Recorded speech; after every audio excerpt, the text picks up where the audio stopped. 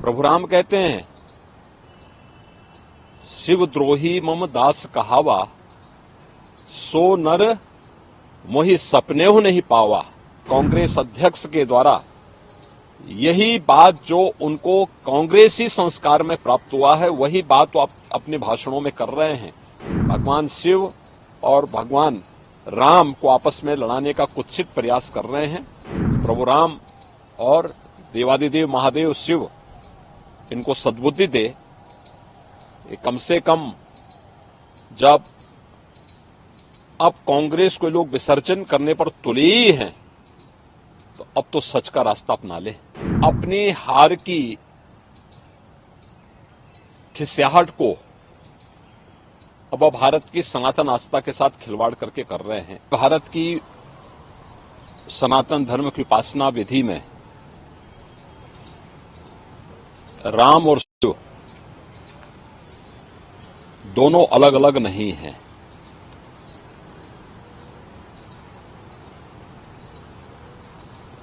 मर्यादा पुरुषोत्तम प्रभु श्री राम ने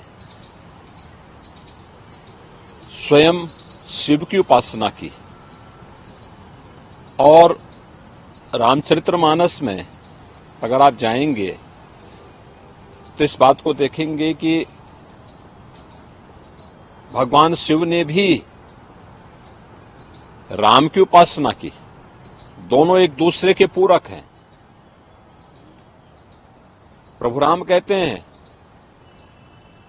शिव द्रोही मम दास कहावा, सो नर मोहि सपनेहु नहीं पावा। यानी अगर कोई भगवान शिव का द्रोही है और वह मेरा दास, मेरा भक्त कहलाने का दंभ पाल रहा है, तो मैं सपने में भी उसे नहीं प्राप्त हो सकता। ऐसे ही भगवान शिव भी कहते हैं। स्वाभाविक रूप से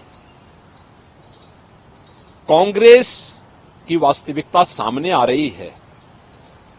भारत की सनातन परंपरा को अपमानित करना, उसको लांछित करना, भारत की आस्था के साथ खिलवाड़ करना, ये कांग्रेस की प्रवृत्ति है।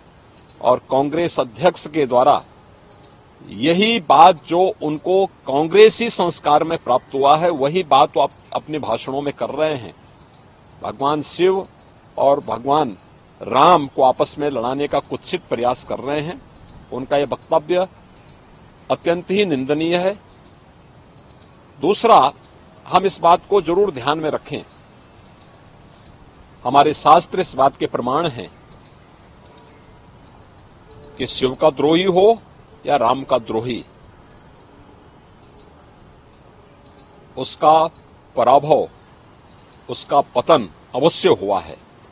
एक कांग्रेस की पतन की एक नई शुरुआत है और कांग्रेस इस प्रकार के स्तरहीन वक्तव्यों को देकर के हिंदू आस्था के साथ तो खिलवाड़ कर ही रही है, लेकिन अपने कृत्यों से कांग्रेस को इतिहास की वस्तु बनाने की ओर भी कांग्रेस का नेतृत्व उसे धकेल रहा है। और मुझे लगता है प्रभु राम और देवादिदेव महादेव शिव इनको सद्बुद्धि दे। कम से कम जब अब कांग्रेस को लोग विसर्जन करने पर तुले ही हैं, तो अब तो सच का रास्ता अपना ले। सर, क्या लगता है, बिल्कुल चुनाव के बीच में कांग्रेस अध्यक्ष अगर इस तरीके का बयान दे रहे हैं, तो क्या उसके पीछे मोटिव लगता है? देखिए, अपनी हार की खिसियाहट को अब भारत की सनातन आस्था के साथ खिलवाड़ करके कर रहे हैं। यद्यपि कांग्रेस का इतिहास इस प्रकार के कृत्यों से भरा पड़ा है, लेकिन इस सब के बावजूद चुनाव के समय इस प्रकार के संवेदनशील मुद्दों को उठा करके कांग्रेस भारत की आस्था के साथ साथ बहुसंख्यक समाज को अपमानित करने का कुत्सित प्रयास कर रही है। सर, हम कह सकते हैं कि बिल्कुल बड़े सारे मुद्दे कांग्रेस की तरफ से उठाए गए इस चुनाव में, अब आखिर में ये राम बनाम शिव पर आए हैं, तो क्या देखिए, आपस में बांटो और राज करो, कोई फायदा होगा? बांटो और राज करो, ये कांग्रेस की प्रवृत्ति रही है।